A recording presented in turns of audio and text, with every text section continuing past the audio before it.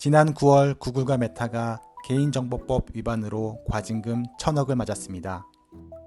구글에 692억 원, 메타에 302억 원 과징금을 부과하고 행태 정보를 수집해 이용하려면 쉽고 명확하게 이용자들에게 알리고 동의받으라고 시정명령한 거죠. 왜 1,000억의 과징금을 받게 됐고 다른 나라에선 어땠는지 씩씩하게 알아볼게요.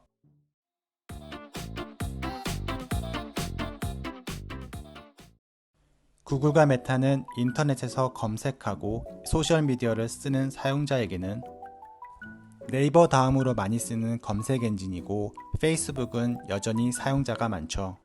거의 대부분의 연령층에서 인간관계를 넓혀가는 중요한 방법이 소셜미디어인 거죠.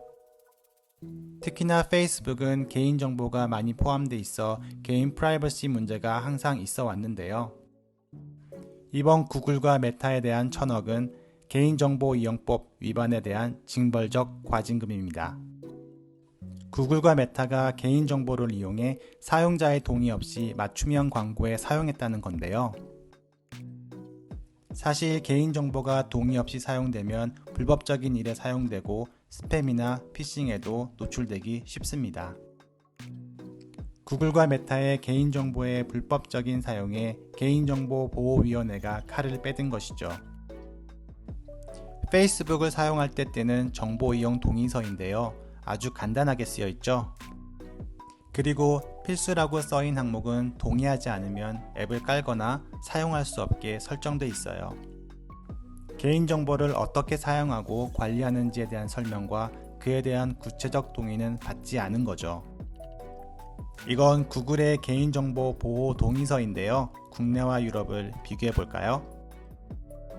국내는 활동 저장 항목 하나뿐인데 반해서 유럽은 사용자가 활동을 저장하고 관리하는 방법을 직접 설정합니다.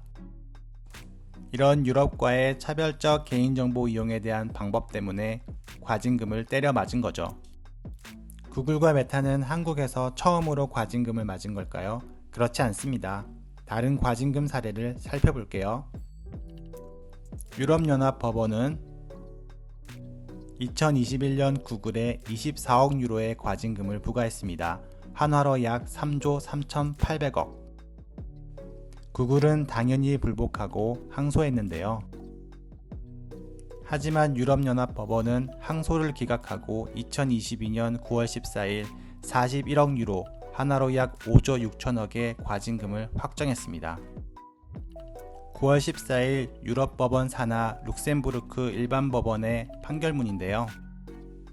이 판결문의 핵심 내용은 마지막에 있는데요. 마지막 부분에 In order to consolidate the dominant position of each search engine, 간단히 말하면 업계의 지배적 위치의 강화를 위해서 안드로이드 디바이스 생산자와 네트워크 제공자들에게 불법적인 제한을 가했다고 판단한 거죠. 간단히 생각하면 우리가 안드로이드 쓰려면 무조건 구글 계정 써야 하는 것처럼 말이죠.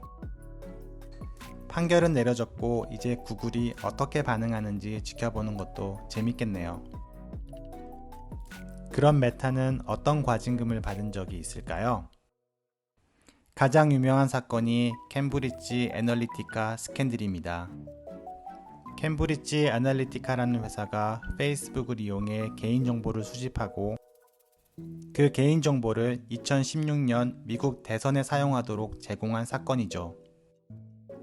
약 8,700만 명의 페이스북 사용자의 개인정보가 유출된 큰 사건이었는데요. 모아진 개인정보들은 캠브리지 애널리티카를 통해서 미국 트럼프 공화당 후보의 선거 캠프로 들어갑니다. 나중에 밝혀진 바로는 대선의 결과에는 거의 영향을 끼치지 못한 걸로 드러나긴 했죠.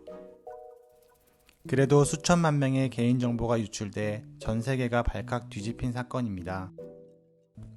캠브리지 애널리티카는 CEO 알렉산더 닉스와 부사장 스티브 베논이 운영했죠. 알렉산더 닉스는 SCL 그룹도 소유하고 있었습니다.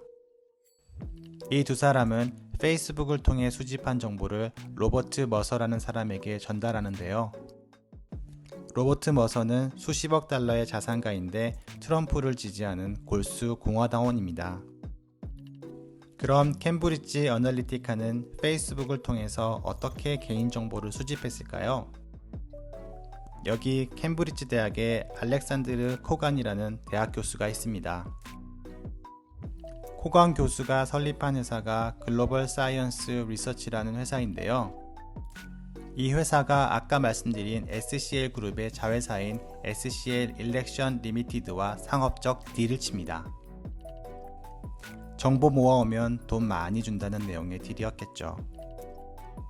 호광 교수는 This is my digital life라는 앱을 만들어서 페이스북에 던집니다. 간단하게 퀴즈 푸는 앱을 올리고 사용자들이 다운받게 한 거죠. 이 퀴즈 앱을 사용한 사람이 약 27만 명입니다. 이렇게 승부욕 불어넣으면서 퀴즈 풀게 했겠죠. 개인정보 빼가기 참 쉽네요. 그런데 27만 명만 앱을 사용했는데 왜 8,700만 명의 개인정보가 유출됐을까요? 그건 바로 페이스북의 좋아요를 이용했던 거죠. 앱은 퀴즈 사용자의 페이스북 친구뿐만 아니라 사용자가 좋아요를 누르는 모든 계정의 개인정보도 수집이 되게 설정이 된 거죠. 이 사건은 크리스토퍼 와일리라는 직원이 내부 고발을 하면서 세상에 알려지게 됩니다. 이 사건으로 페이스북 대표인 마크 주커버그는 2018년 의회 청문회에 출석하게 됩니다. 사과와 재발 방지를 약속하며 개인정보 이용에 주의하겠다고 다짐을 했다고 하네요. 이 사건으로 영국에서는 고작 50만 파운드의 과징금, 페이스북 매출로 약 18분 만에 벌 수 있는 돈이죠. 하지만 미국에서는 50억 달러, 하나로 약 7조 1000억 원의 과징금을 얻어맞으면서 새드 엔딩으로 마무리됩니다. 영국에 내는 50만 파운드와는 차원이 다른 금액이네요. 페이스북은 약간 억울하다고 할 수도 있겠는데요. 왜냐면 자기들이 직접 정보를 유출한 게 아니니까요. 하지만 페이스북은 관리의 책임이 있으며 코간 교수도 동의 없이 데이터를 넘기고 연구 목적이 아닌 돈 버는 목적으로 했으니 둘 다 잘못한 거죠.